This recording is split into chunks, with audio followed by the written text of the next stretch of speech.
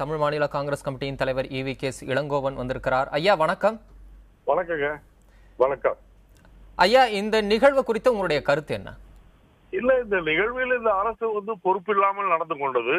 ஏனென்றால் நேற்றைக்கே இந்த போராட்டத்தை வைகோவுடைய தாயார் அவர்கள் வயதை கூட பொருட்படுத்தாமல் மக்கள் நலன் காக்கப்பட வேண்டும் என்பதற்காக அந்த கடையை மூட வேண்டும் என்று ஊரில் உள்ளவர்களை திரட்டி போராட்டம் நடத்தி இருக்கின்றார்.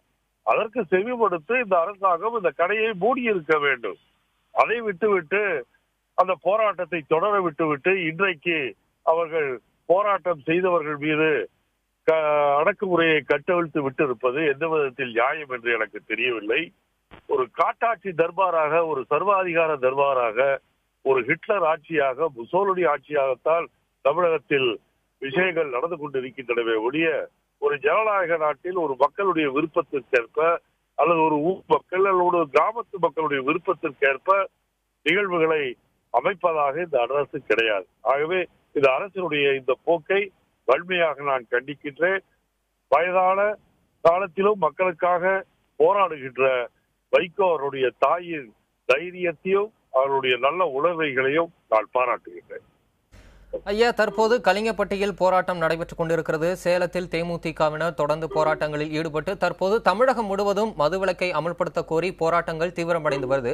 இந்த நிலையில தமிழ்நாடு காங்கிரஸ் கமிட்டி இது மதுவிலக்கு தொடர்பாக அடுத்த கட்டமா என்ன நடவடிக்கைகளை முன்னெடுக்கும்? இல்லை, தமிழகத்தில் பூரண மதுவிலக்கு வேண்டும் என்பது தமிழக மக்களுடைய ஒட்டுமொத்த குரலாக ஒழிக்கின்றது. ஆகவே பூரண மதுவிலக்கை கொண்டு வருவதற்கு இந்த அரசாங்கம் உடனே நடவடிக்கை எடுக்க வேண்டும். 24 மணி நேரத்தில் செய்து முடிக்க முடியாது என்று எனக்கு தெரியும். இருந்தாலும் மது விலக்கை படிப்படியாக கொண்டு வருவோம் என்பதையாவது இந்த அரசாங்கம் உறுதி செய்ய வேண்டும்.